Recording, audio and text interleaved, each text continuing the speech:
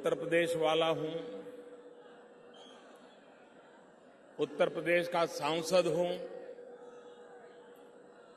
और उत्तर प्रदेश के सांसद के नाते मेरा स्वाभाविक मन करता है आप सबके आशीर्वाद प्राप्त करने का और जिस उमंग और उत्साह के साथ ये जन सैलाब में मेरे सामने देख रहा हूं, मैं सबसे पहले आप सबकी क्षमा चाहता हूं। ये जगह कम पड़ गई,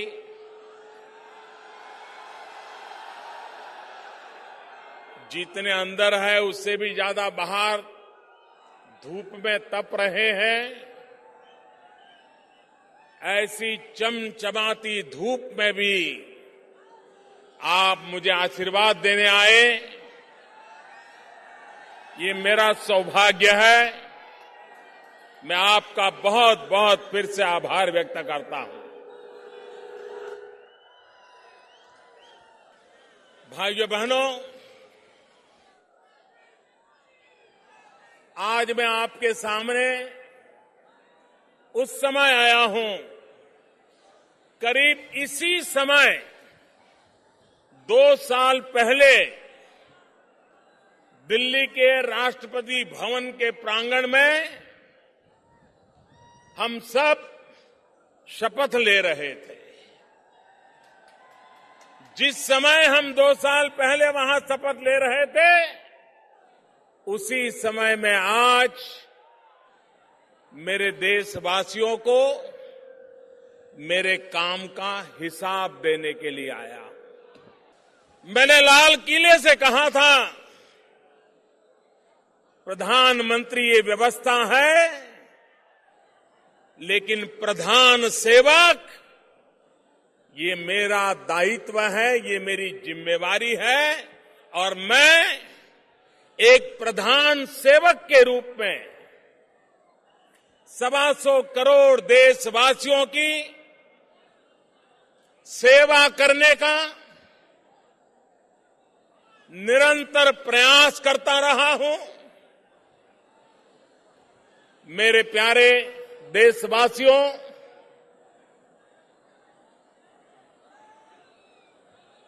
सरकारें आती हैं, जाती हैं,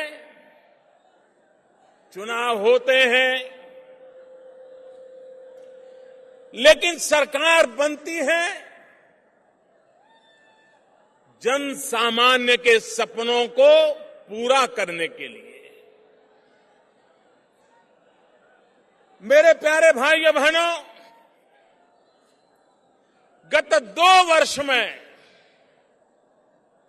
देश ने भली भांति हमारे काम को देखा है, हमारे काम को परखा है और जब संसद में एनडीए के सभी सांसदों ने मुझे नेता के रूप में चुना था और मैंने मेरा पहला भाषण दिया था और पहले भाषण में मैंने कहा था कि मेरी सरकार इस देश के गरीबों को समर्पित है। 2 साल के हमारे पूरे कार्यकाल को देखेंगे, एक के बाद एक उन कामों को हाथ में लिया है जो गरीबों को गरीबी के खिलाफ लड़ाई लड़ने की ताकत दे, गरीबी के खिलाफ विजयी होने की ताकत दे। कोई गरीब मां बाप ये नहीं चाहता है कि उसके संतानों को विरासत में गरीबी मिले। हर मां बाप चाहता है कि उसके संतान ऐसी जिंदगी जीने के लिए मजबूर न हो जो जिंदगी उन्हें बितानी पड़ी है। मेरे भाइयों बहनों, अगले साल आजादी के 70 साल हो जाएंगे। सामान्य मानवीय की आवश्यकताओं की पूर्ति, इसको करने का प्रयास दिल्ली में बैठी हुई आपकी जो चुनी हुई मेरी सरकार है, उसने लगातार कोशिश की है। हमारी कोशिश रही है कि राज्यों को ताकतवर बनाएं। हमारी कोशिश रही है कि राज्य सरकारें भी जनता जनार्दन की भलाई के लिए काम करें।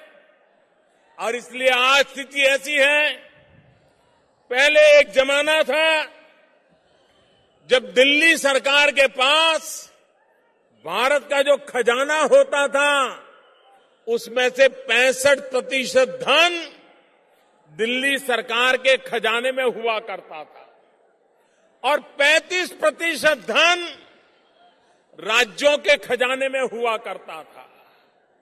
मैं भी राज्य का मुख्यमंत्री लंबे अरसे तक रहा हूं।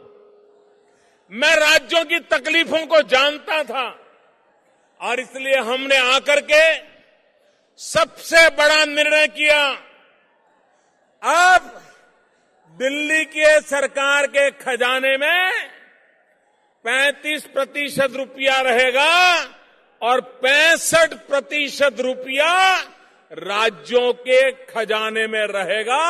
ये बहुत बड़ा निर्णय, ये बहुत बड़ा निर्णय राज्यों को ताकत देने के लिए किया।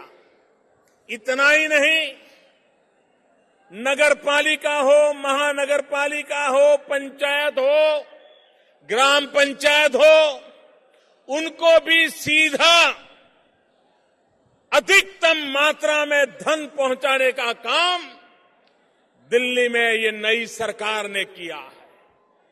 भाइयों बहनों, सिर्फ गांव पंचायतों को 2 लाख करोड़ रुपया देने की हमने योजना बनाई है।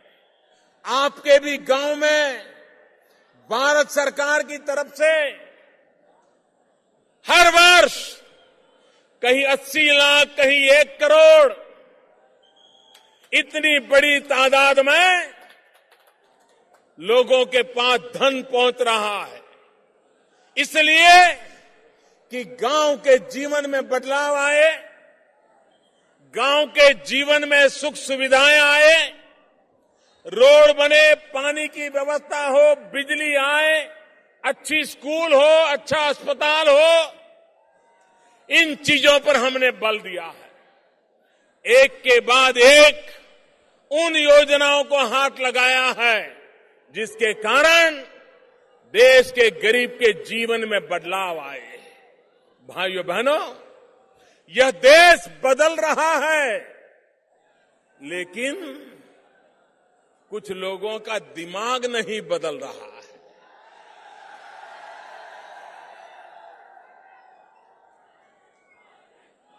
भाइयों बहनों, एक जमाना था जब गन्ना किसान, एक जमाना था जब मैं इस जिम्मेवारी को मैंने संभाला, उस समय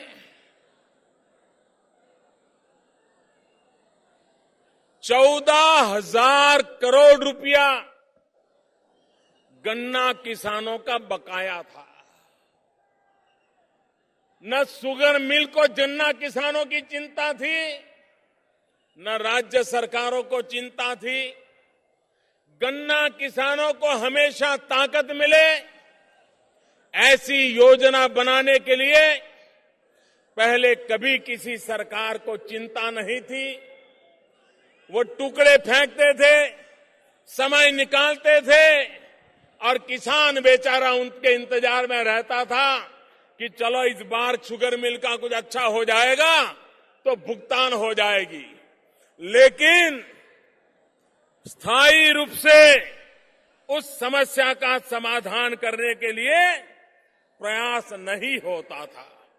भाइयों बहनों, हमने कोशिश की कि गन्ना किसानों को उनकी भुगतान के पैसे समय से मिले, और आज मैं कह सकता हूं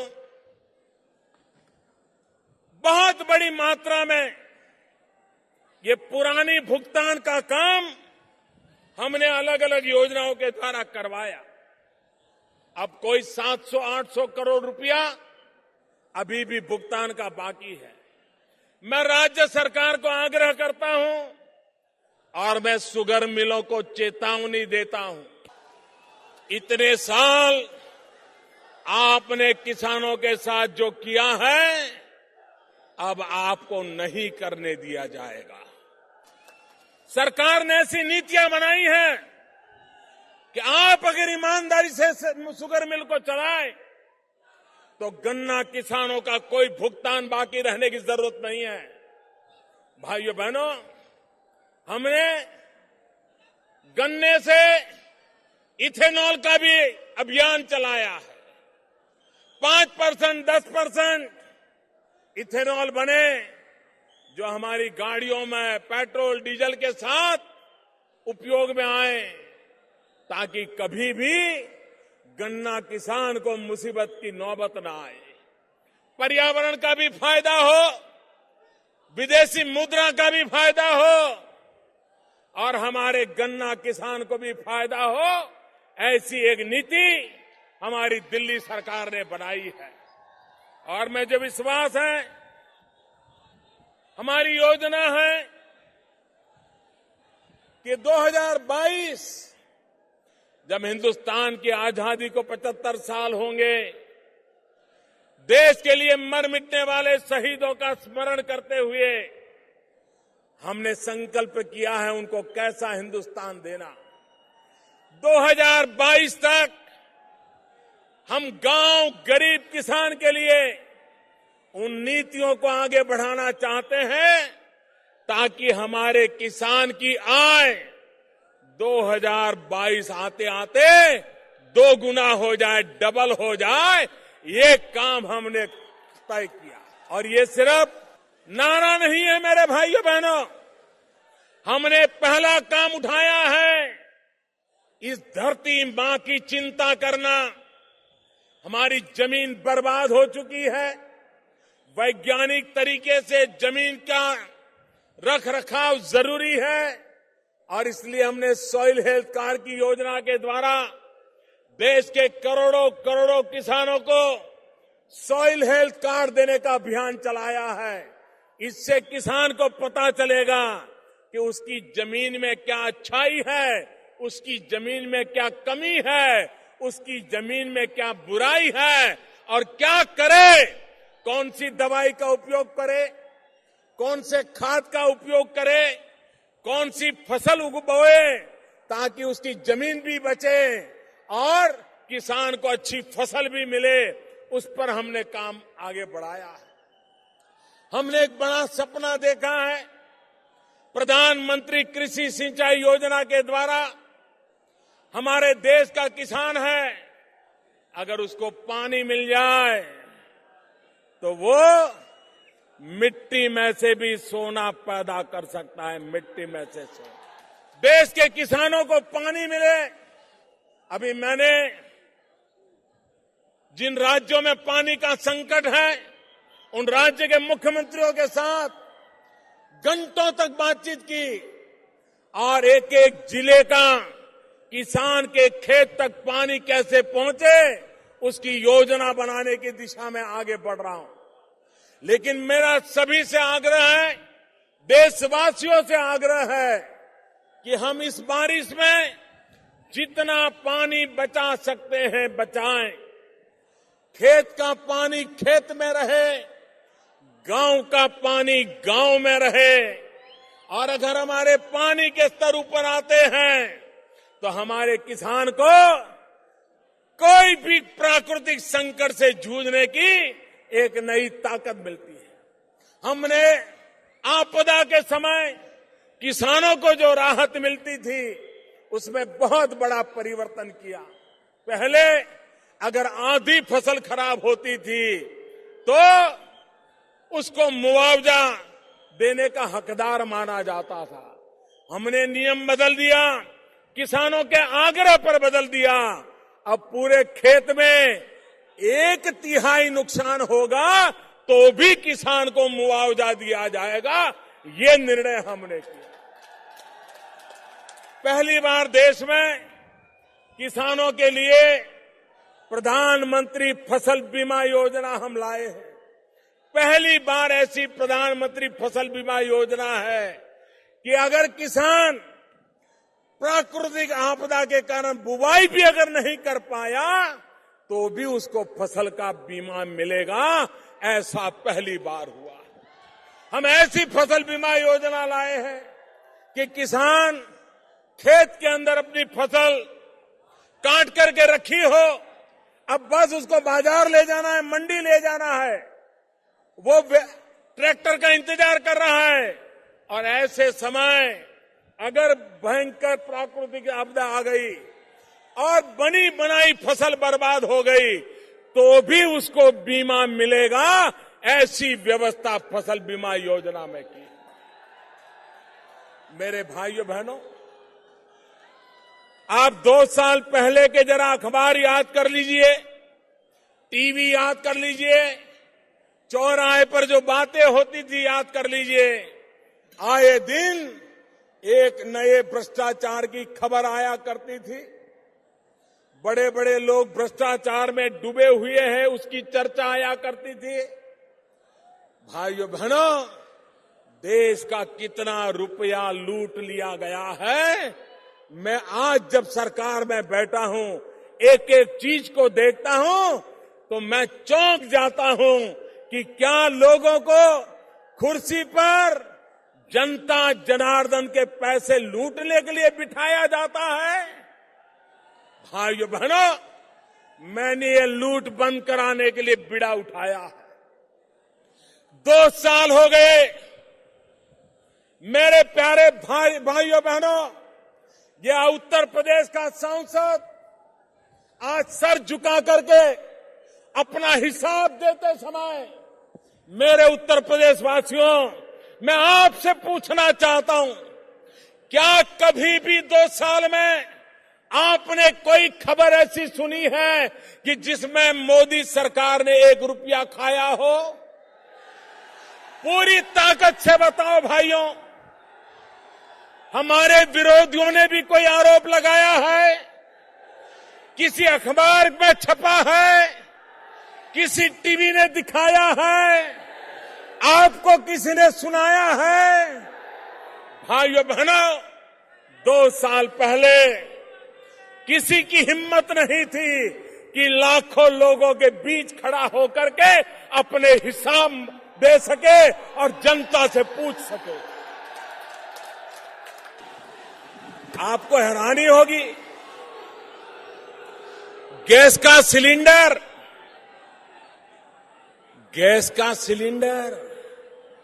गैस का चूल्हा, ऐसी सरकारें आई वो तो अमीरों की अमानत बना दी। ऐसा जैसे गरीबों को तो गैस का चूल्हा सपने में भी नहीं सोचना चाहिए। क्या गरीब को लकड़ी के चूल्हे में ही जिंदगी काटनी पड़ेगी?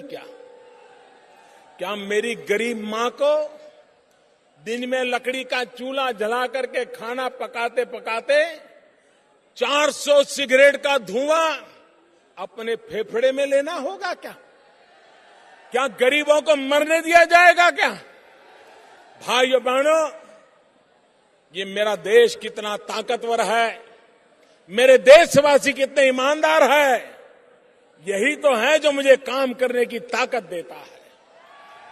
मैंने देशवासियों को कहा कि अगर आप आर्थिक रूप से रसोई गैस के लिए सब्सिडी छोड़ सकते हैं तो छोड़िए, कोई ज्यादा पैसे नहीं है। मेरे भाइयों बहनों, इस देश के 1 करोड़ से ज्यादा परिवार, उन्होंने रसोई गैस की सब्सिडी छोड़ दी। ये छोटा निर्णय नहीं है। ये छोटा निर्णय नहीं है। 1 करोड़ से ज्यादा परिवार रसोई गैस की सब्सिडी छोड़ दें।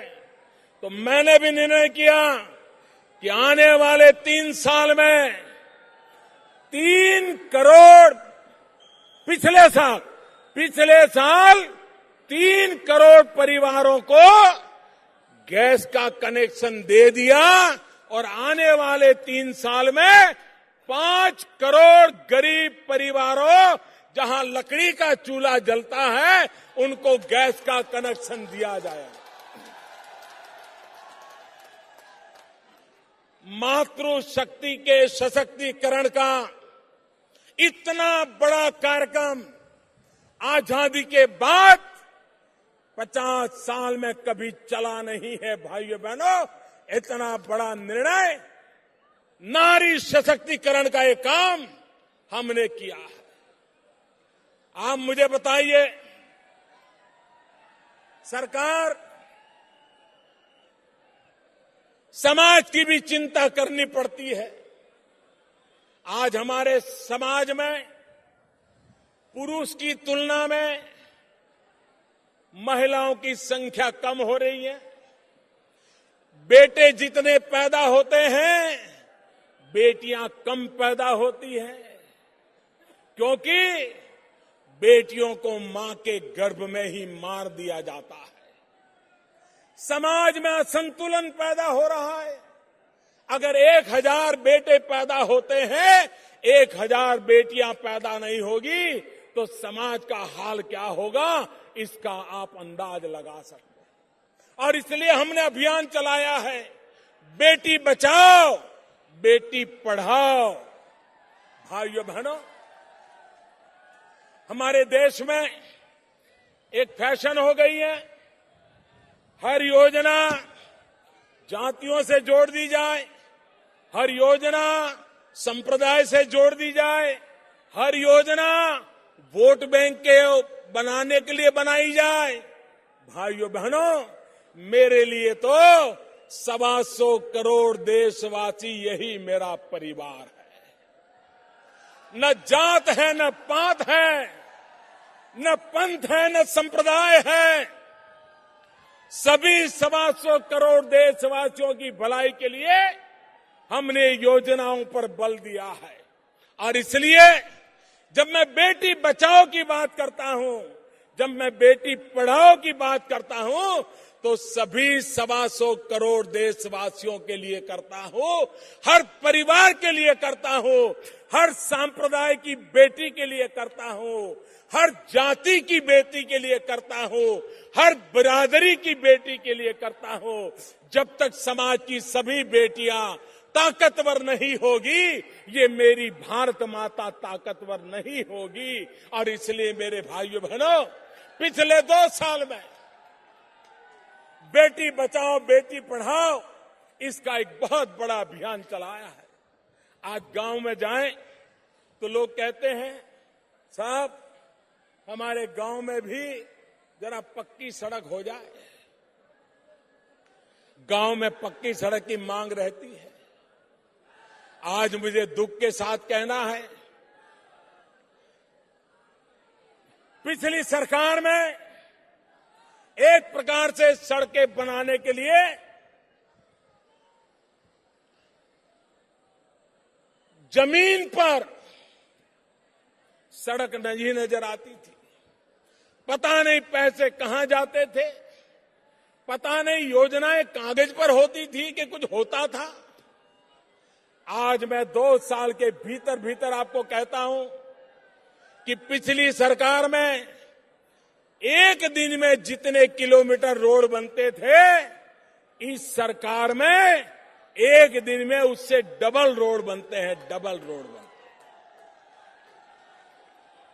हैं। मैंने तय किया है, हिंदुस्तान के गांवों को पक्की सड़क से जोड़ना। बहुत तेजी से काम आगे बढ़ाया है और रोड के काम के लिए सबसे ज्यादा बजट का आवंटन भी किया है। भाइयों बहनों, 21वीं सदी में जब कोई सुने कि भारत 18,000 गांव ऐसे हैं कि जहां बिजली का खंभा भी नहीं लगा है। कितनी शर्मिंदगी महसूस होती है। आजादी के 70 साल होने आए हो और गांव में बिजली का खंभा न पहुंचा हो तो भाइयों बहनों, मुझ जैसे व्यक्ति को पीड़ा होना बड़ा स्वाभाविक है। और इसलिए मैंने बीड़ा उठाया कि मुझे गांवों में बिजली पहुंचानी है। और मैंने सरकारी अब दफ्तर में अधिकारियों से कहा 1000 दिन में समय पक्का करके दिया है। और बहुत लोग हैं जो मेरा बराबर हिसाब देख रहे हैं कि मोदी जो कह रहा है हो रहा है कि नहीं हो रहा है। और कहीं से कोई गलत खबर आ जाए तो 24 घंटे टीवी पर चलता है कि मोदी ने उस गांव में बिजली पहुंचाने के लिए कहा था, लेकिन अभी बिजली पहुंची नहीं, सिर्फ खंभे पहुंचे हैं। इतना बारीकी से मेरे काम को देखा जाता है और मैं इसका स्वागत करता हूं। सरकार का पल पल का हिसाब होना चाहिए, सरकार का पाई पाई का हिसाब होना चाहिए। ये सरकार जनता के लिए होती है, जनता की भलाई के लिए होती है। और इसलिए भाइयों बहनों, 1000 दिन में, अभी तो 300 दिन हुए हैं, लेकिन मुझे खुशी है कि 18,000 गांव में से 7,000 गांव में बिजली चालू हो गई। सबसे ज्यादा गांव उत्तर प्रदेश के अंधेरे में थे। बहुत ही जल्द उत्तर प्रदेश के सभी गांवों में बिजली पहुंचाने का काम मैं पूरा करके रहूंगा। मेरे भाइयों बहनों, ये काम मैंने उठाया है। हमारा देश का नौजवान, उसे रोजगार मिलना चाहिए। नौजवान को काम करने का अवसर मिलना चाहिए। हमने एक प्रधानमंत्री मुद्रा योजना लाए। हमारी इच्छा है कि जो समाज के गरीब तबके के लोग हैं, एससी हो, एसटी हो, ओबीसी हो, छोटा छोटा काम करते हो, कोई धोबी हो, कोई नाई हो, कोई अखबार बेचता हो, कोई दूध बेचता हो, छोटा छोटा कारोबार करने वाले लोग, उनको बैंक वाले पैसे ही नहीं देते थे। बेचारों ने बैंक कभी देखी नहीं थी और बैंक में जाएं तो ऐसे नियम बताते थे कि वो बेचारा पैसे ले ही नहीं पाता था। ये बैंक गरीबों के काम आनी चाहिए कि नहीं आनी चाहिए भाइयों? ये बैंक गरीबों के काम आनी चाहिए कि नहीं आनी चाहिए? ये बैंक गरीबों के काम आनी चाहिए कि नहीं आनी चाहिए? हमने नियम बनाया, प्रधानमंत्री मुद्रा योजना, और हमने कहा ये छोटे छोटे लोग कारोबार चलाते हैं, अगर उनको पैसे चाहिए तो साहूकार के यहां से नहीं जाना पड़े, बड़ा ज्यादा ब्याज न देना पड़े, उसको अगर पैसे बैंक से मिल जाएं तो उसकी जिंदगी बदल जाएगी। और भाइयों बहनों, मुझे खुशी है, योजना शुरू की इस वर्ष अब तक करीब 3.25 करोड़ परिवारों को 1.25 लाख करोड़ से ज्यादा पैसे उनको दे दिए गए, बिना गारंटी दे दिए गए। और उनको कहा आप साहूकार से मुक्त हो जाइए, अपने कारोबार को बढ़ाइए और 1-2 नौजवान को रोजगार भी दे दीजिए। गरीब की ताकत कैसे बढ़ाई जाती है, ये हमने करके दिखाया है। हम प्रधानमंत्री जनधन योजना लाए। प्रधानमंत्री जनधन योजना से हमने गरीब से गरीब व्यक्ति को बैंक के खाते से जोड़ दिया और उसको रुपए कार्ड दिया। रुपए कार्ड, ये रुपए कार्ड की ताकत ये है कि गरीब के परिवार में अगर कोई अकस्मात हो गया, कोई मुसीबत आ गई, तो 2 लाख रुपए का बीमा उसको तुरंत मिल जाएगा। 2 लाख रुपए का बीमा मिल जाएगा। भाई, गरीब ने कभी सोचा था कि उसके परिवार में मुसीबत आए? भाइयों बहनों, मैं एक स्वच्छता का अभियान चलाता हूं। और मैं देशवासियों का आभारी हूं, मीडिया का आभारी हूं, सामाजिक संस्थाओं का आभारी हूं और खास करके युवा पीढ़ी का आभारी हूं।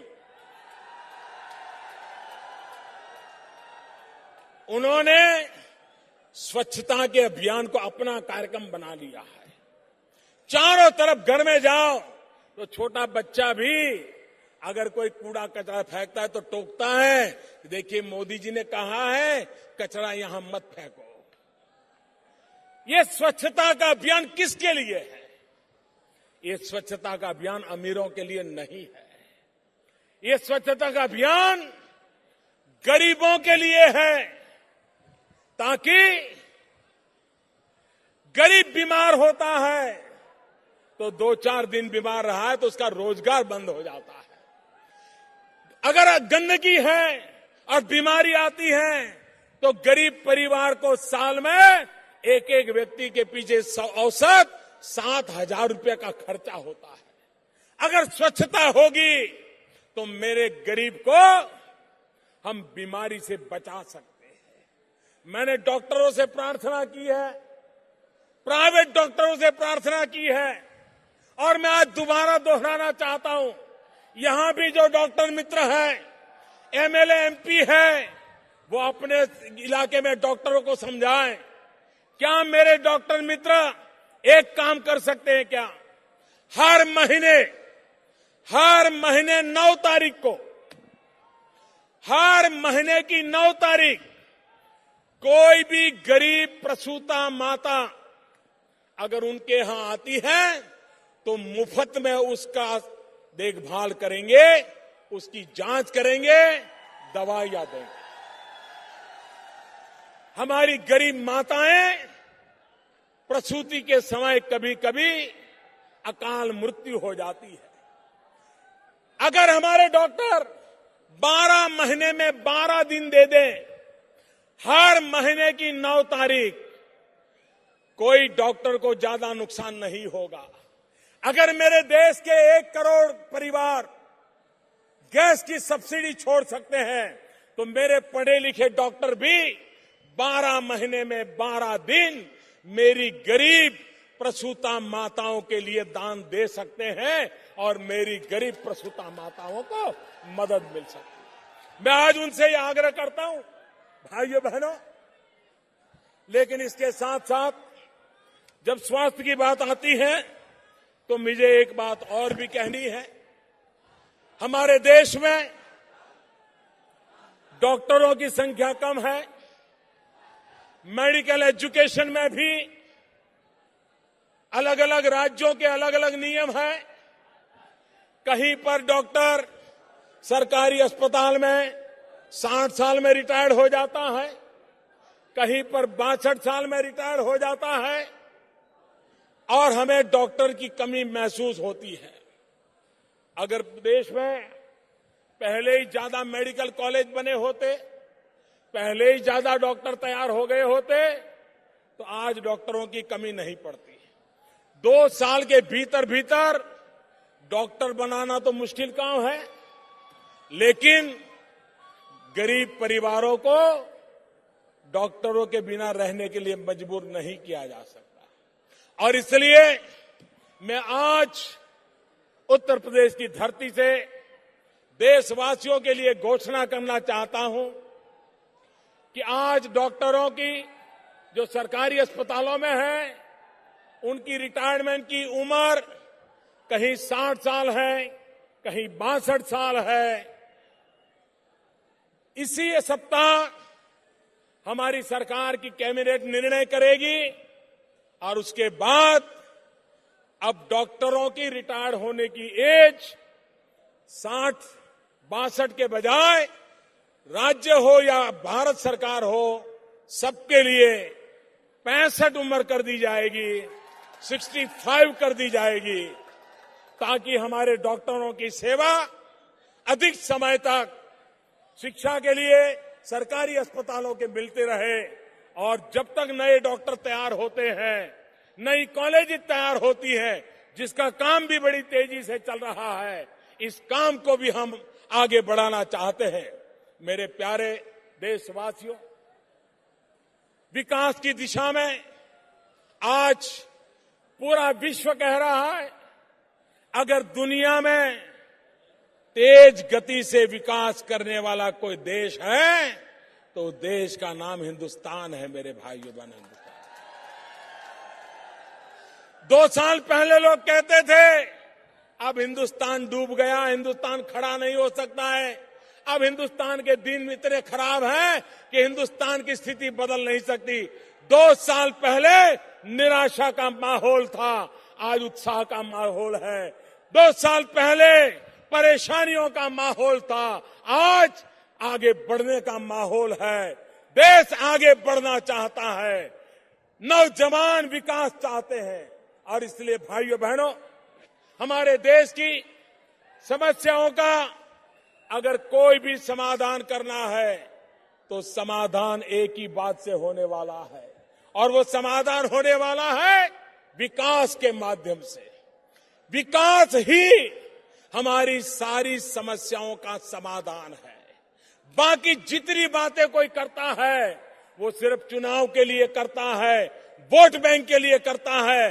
विकास ही है जो आपको ताकतवर बनाता है, आपको कभी किसी के पास हाथ फैलाने के लिए मजबूर नहीं होने देता है। और इसलिए मेरे भाइयों बहनों, हम इस विकास पर्व पर मेरी सरकार के सारे मंत्री हिंदुस्तान के कोने कोने में जाने वाले हैं और जनता जनार्दन को मिलकर के हमारे काम का हिसाब देने वाले हैं। और जनता को भी हम भरोसा होगा कि एक ऐसी सरकार जिसकी नीयत साफ है, जिसकी नीति साफ स्पष्ट है और जिसके दिल में हिंदुस्तान का कल्याण, हिंदुस्तान की भलाई, गरीबों की जिंदगी में बदलाव, गांव, गरीब, किसान, दलित, पीड़ित, शोषित, वंचित, आदिवासी, यही मेरे भाई बहन, माताएं, बहनें, उन सबका कल्याण करना, इसी एक मकसद को लेकर के हम चल रहे हैं।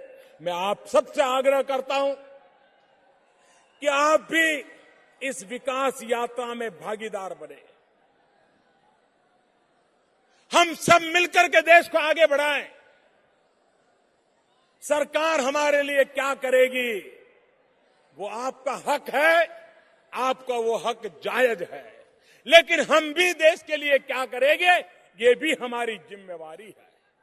आइए सरकार हमारे लिए काम करे, हम देश के लिए काम करें, ऐसा माहौल बनाएं और देश को नई ऊंचाइयों पर ले जाएं। मैं फिर एक बार उत्तर प्रदेश में इतनी बड़ी तादाद में आपने आशीर्वाद दिया, मैं आपका बहुत बहुत आभारी हूं। दोनों मुट्ठी बंद करके पूरी ताकत से बोलिए, भारत माता की, भारत माता की, भारत माता की। बहुत बहुत धन्यवाद। तुम महिला विरोधी हो, दलित विरोधी हो, इसीलिए लाल सलाम से चिढ़ करके लालू सलाम बोल रहे हो, लेकिन वही लालू तुमको आलू खिला करके बिहार से भेजा है, इसको याद रखना।